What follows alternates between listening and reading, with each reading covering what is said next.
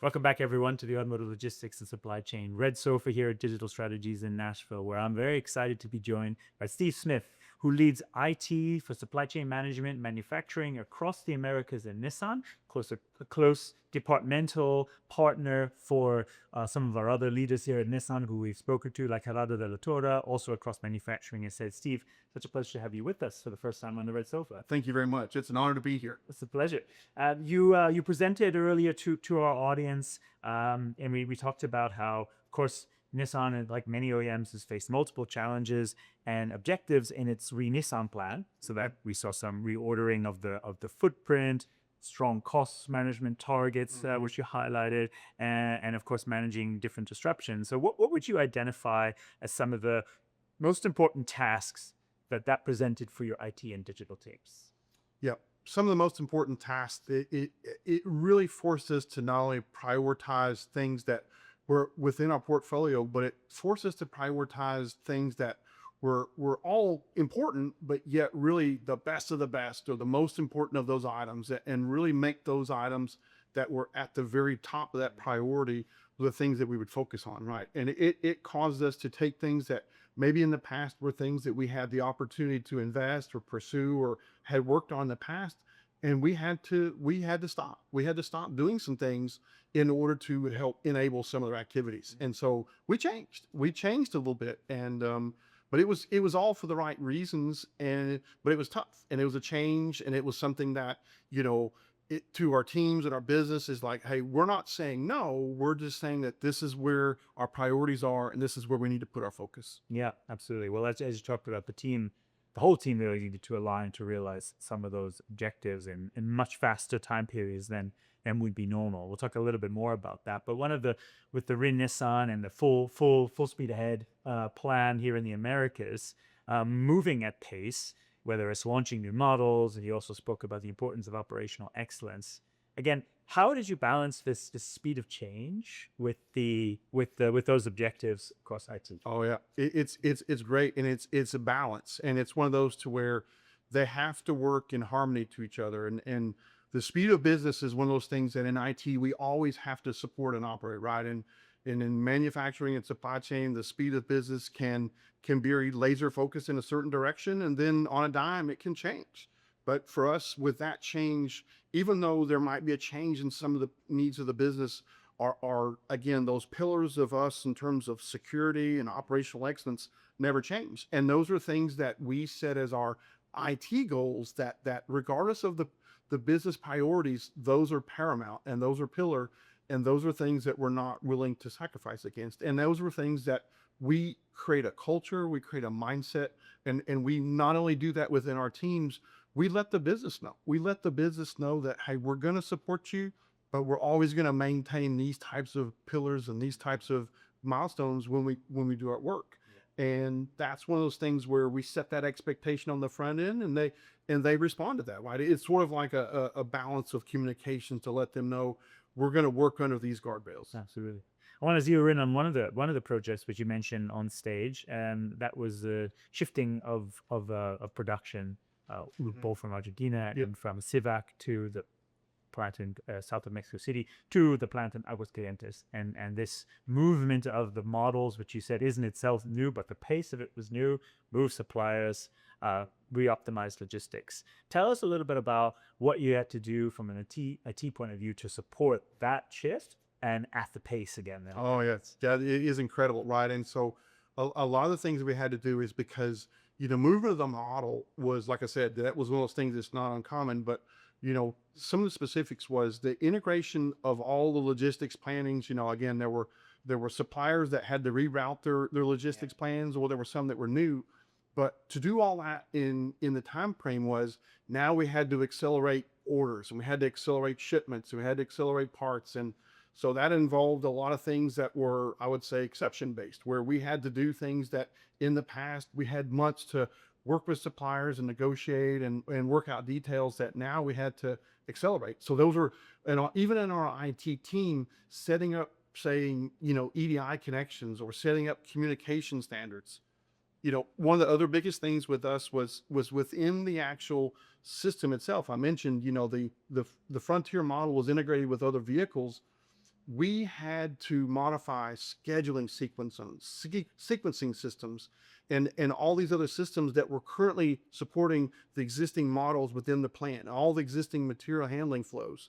We had to adapt those systems and even to some degree create new applications to allow that integration to take place. And we did that at basically breakneck speed, and it was incredible. And so a lot of that was where we had to accelerate our development schedule. We had to accelerate our testing schedule. In a lot of ways, we had to do some testing literally in production where, there was things that we couldn't test because we didn't have the time.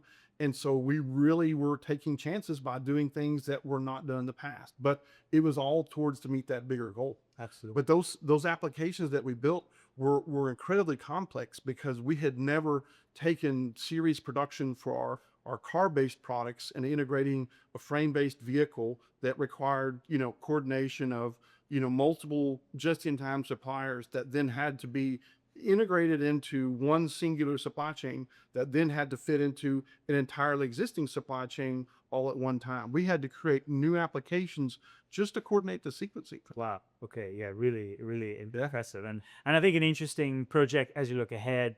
There's more investment and adaptations coming in Canton and Smyrna. So I'm sure this taught you a lot as you look ahead to Absolutely. the next phase. That's absolutely right. We learned a lot about, not only the things we can do, but also how to appreciate the effort that it takes to do that kind of work and a kind of development cycle, but knowing that it is possible, but it's not one of those things that we would advocate for, but it is possible. Absolutely. Clearly, one of the key talking points across the industry, this event, but not just this event, of course, is the movement towards AI, integration of AI tools, what this means from a data standardization and governance point of view, what this means from data democratization in the sense of your business side, using new tools. You showed us your tech stack and the different integration of systems on top of ERP and logistics add-ons and data analytics on a path, of course, towards what can come next. So tell us a little bit about that journey. Just where you're at right now. What are the next key steps that are go in terms of what you're already doing with AI and what you want to do in the next? Okay. So I think it's great. And like I mentioned, our foundation itself is built on a mainframe that is legacy in years, but the value is still tremendously incredible. And so we take the data from the mainframe that serves our business well, and then we extract it and then we democratize it into our data lake. And then for our supply chain area, I would say, again, our maturity level is high. Yeah. And we've been able to not only centralize that data, but add value. And in our maturity level is such that we're not just adding, say, reactive value. Now we're looking at AI models that allow us to do reactive types of situations and working with the supply chain team and the data innovation team, we're looking at use cases that allow them to react to, say, inventory management or, supplier risk-based types of analyses and doing things that what it does is it reacts to, conditions that might lead to a situation rather than reacting to something that's already happened. Yeah. And in supply chain, I think we're continuing to advance that art of the possible. Absolutely. But what we're also doing is I think we're taking the successes that we've had in supply chain and we're now trying to mirror that in our manufacturing space. And so we've got a tremendous appetite from the manufacturing teams to take all the data that's currently in our MES system or our quality system or our traceability systems and mirror that to that same data lake so that we can expand the value and not only bring reactive value and hopefully then proactive into the manufacturing space, but taking all that manufacturing data, tying with supply chain data, and then looking for future arts of the possible where now could there be better logistics planning if we knew better details about like some of the behaviors within the manufacturing process. And so we see those possibilities and we're really trying to accelerate that manufacturing maturity to get to where we're able to achieve that. It's really interesting that the supply chain is more mature in this area. I mean, obviously there is so much data there, but in manufacturing, of course, you have to connect through all the equipment and the, read from the different tooling and then understand that. So, but it's exciting to hear that supply chain, what lessons from supply chain can get applied to manufacturing, and I'm sure they connect between the two of them. Yep, absolutely. Yep. And I think that the reason why we saw that supply chain was first was really was it was a leadership decision, executive decision about 6 years ago, where everybody knew that in order to achieve these types of AI and data-based outcomes, we had to start this centralization of all this data. And so there was a commitment made. And, like I said, we showed one of our pillars towards making decisions is trying to drive value and focusing on outcomes. And, there was a hard sell to our executives that like, look, day one, we might not see value on the effort to try and centralize this data, but I can assure you it's a gold mine. It's literally a gold mine that we have to drill the hole to get to the gold mine, but it's there. And once there was sponsorship and once there was support, and that journey wasn't easy by any means, but once that was started, I think now we see the benefits, and I think now the path to support that in manufacturing, there's a lot more, again, appetite to see, hey, we know that investment's going to bring that output. Let's plan for the long game for that. Absolutely. There's a lot of areas of tools of systems we can deep dive more into. I know there's an important demand supply management integration, which is ongoing as part of an SOP transformation. We talked a little bit about the yard management tool. So a lot of that along the way. But maybe I'll just ask as we look ahead. This is the final question. The next 6 months to a year, what do you see as some of the most important or exciting updates or integrations in your IT roadmap? Okay. Yeah, I think probably the two most exciting things. I mean, like I said, the whole manufacturing piece, that's going to be really exciting. And I'm really excited because we are trying to structure that project in a way that some of the value that we bring is very quick and incremental. And we already see that there is tremendous focus with some of the quality. And if we can bring immediate types of value with some of the quality-based data, I think that it's going to be exciting because to see, we did some previews, we did some sample data, and we did some AI against it. And I mean, it really showed the art of the possible. So that's really exciting. And I think the number two thing is that, like I mentioned, this strategy we had with right car, right time, right place, our entire, S&OP project, where we really hope to have not only at the end of the year, the deployment of this system, but all the capabilities that come with that data, the scenarios and the what ifs and those types of things. Those types of things today take so much time for our business, but it really limits basically our options to the chairman and to our leadership to make decisions about how do we direct our manufacturing, how do we direct our car flow, and how do we redirect our cars towards our customers in ways that optimize our sales and our volumes. And I think what that now does is it shows us the art of the possible. And there's so much appetite to look for a better way to achieve those types of goals. I'm really excited because the business is excited, because I think the customers are excited that hey, the feedback we get is that, hey, I wish I had more rogues in this region at this time. Or I wish I had more Pathfinders that had this type of feature that were there.